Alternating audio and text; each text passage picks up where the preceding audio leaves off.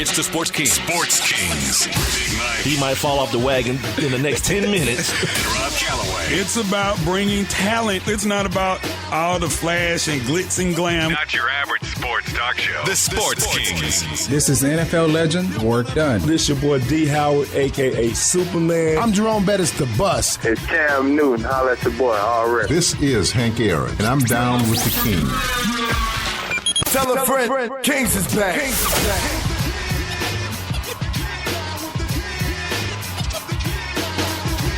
And welcome in to the second week, a Monday evening here in beautiful Atlanta, Georgia. Thank you guys for listening or downloading or however you decided to consume the Sports Kings podcast. We definitely do appreciate it. I am Big Mike. My partner Rob Calloway had a previous engagement, so he's not going to be able to join me tonight. But I'll hold it down. We'll have a spirited conversation about some things that went on during the weekend, some things that went on today as far as the National Football League is concerned.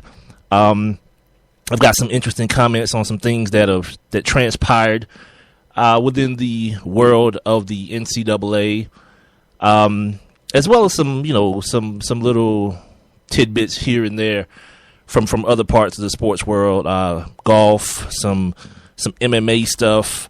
Well, first off, I wanted to address what happened this weekend, the goings-on in Selma, Alabama. But before I do that, let me make sure I let you guys know that you can reach out to us while you're listening to this podcast, either by Twitter, Instagram, or Facebook.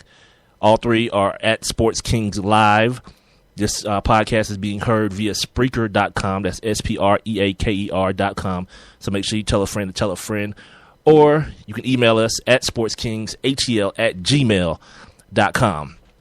Now, back to what I was saying. On yesterday, we recognized the 50th anniversary of the March on Selma. And this is one of those things that I really wish Rob was here to discuss with me, because he's a lot more nostalgic than I am. I'm not really a dwell on the past type guy or somebody who focuses a lot on the past. I love history. I tend to want to know a lot about the things that happened before me. I watch a lot of, like, CNN has these I guess you want to call them mini documentaries on, like, different decades, the 60s and the 70s. I really enjoy those things. I really enjoy watching the History Channel, the History Channel 2, just about, and to me it's about just broadening my spectrum, understanding that, like, the world didn't begin in 1977 when I came into it. There was a lot of things that happened beforehand. That being said, I'm not really one to put a whole lot of focus. Well, I want to use the word focus. I don't put a lot of emotion into the things that happened before me. I like to recognize them. I like to understand them, and make sure I have a full a working knowledge as possible about certain things, like the March on Selma. Everyone was gave the movie huge rave reviews. Everyone who saw it, and I always ask the question, like, to me, it's like one of those Titanic type things. Like, what's going to happen. I don't understand why everyone was so overly joyed about the movie being done well, or the acting being. I don't know what it was that had people so wow, that was so great, as though you learned something new. And if you did, shame on you. If you're an adult and you learned, and that movie, was something new to you, or was a new education to you, shame on you. This is the same problem I have with still having Black History Month. Like, no one should tell you or designate a month for you to want to know more about your heritage. I don't see the need in it. Not in 2015. We're deep into the information era. Everyone walks around with a computer on their hip or in their hand, so to speak, via these smartphones. So there's no need for, I don't think it is, but, no one's going to stand up and say that, because then you're on the wrong side of public sentiment when you say, no matter what color you are, if you say, well, we don't need Black History Month anymore, let's just call it February. Nah, It's not going to sit right with a lot of people. But in reality, it doesn't really matter. There is no significant need for it any longer. But going back to the march yesterday, I was watching the coverage of it, saw a lot of stuff that was going on, people tweeting about it and Instagramming about it and so forth.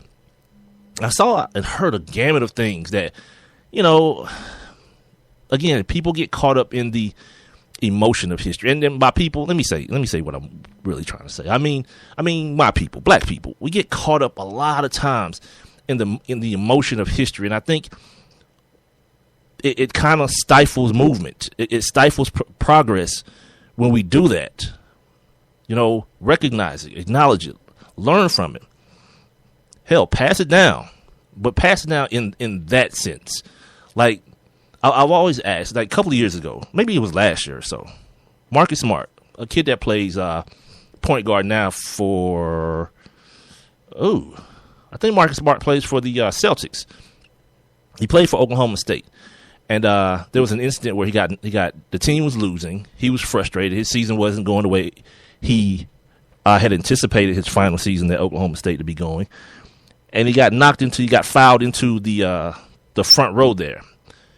And upon being, knocked into the front row, he got into a minor, let's call it altercation, with a 50-year-old fan.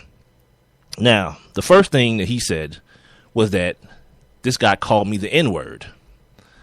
Now, it came out later through some recordings that that's not what happened. I think he called him an idiot or something like that. But, I'm not saying that the kid is lying. It was a full stadium. Everyone was going bananas. Maybe he just heard what he heard. But my question was initially, why at 20 years old are you that mad about that word? Like, what has happened in your life that has caused for you to have such an emotional outburst due to the fact that someone said a word? And the only conclusion I can come to is that emotion was passed down to him. Not just the knowledge of where the word came from and the things that happened in the things that happened while that word was being said long ago. Well, let me say years ago. But that emotion has been passed down to him, and it caused him to make a very bad decision. A terrible decision. Definitely not a grown-up decision.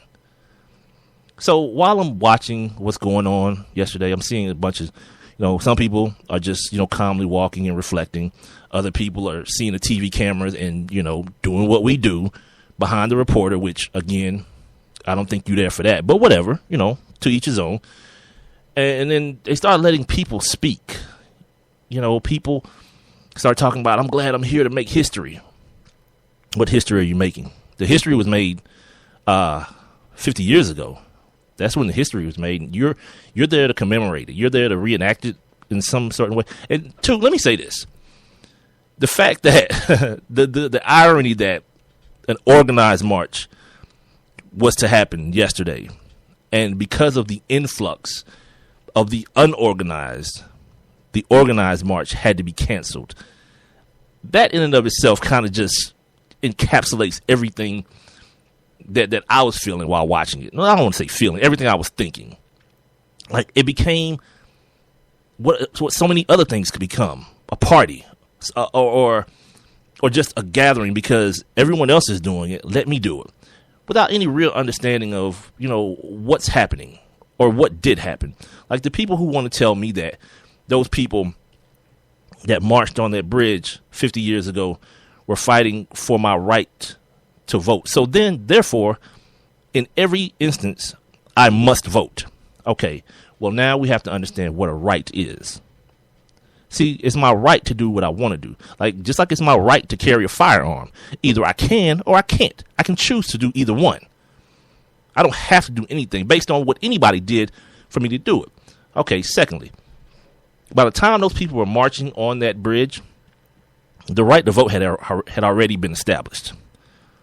See, what we're talking about, or what those people are meaning to reference,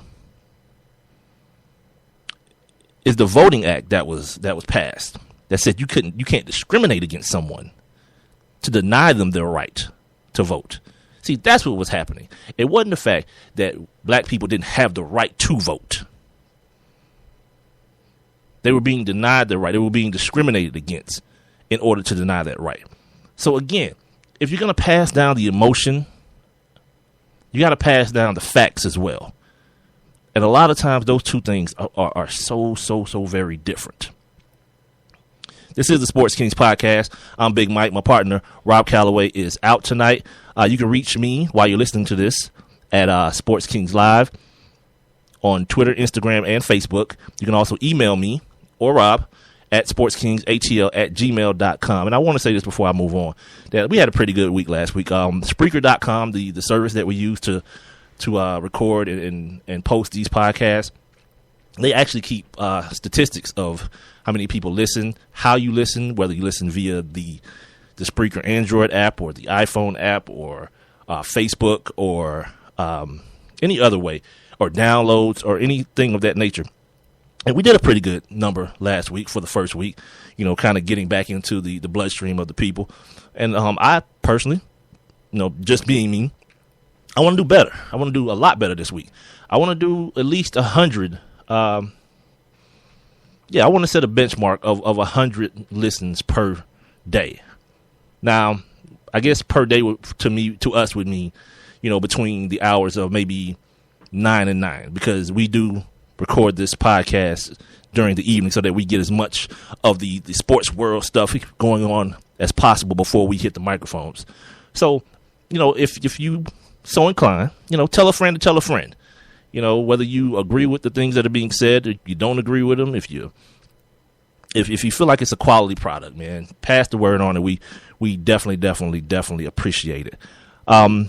Moving on, the other thing that happened yesterday, people take, when things like that happen, when huge gatherings like that happen, people take advantage of them to move forward on other agendas. And one agenda was the changing of the name. The Edmund Pettus Bridge is what they were marching on yesterday, is what the people were marching on yesterday and 50 years ago. And if you're not aware, Edmund Pettus was a senator, I believe, and he was a racist. He was a known racist, a known grand dragon of the Ku Klux Klan, the KKK, right? If I can say it tonight. So now, yesterday a group marched alongside the commemorators, or the people who were there to commemorate the march 50 years ago, in an effort to change the name of the bridge because it's named after a racist.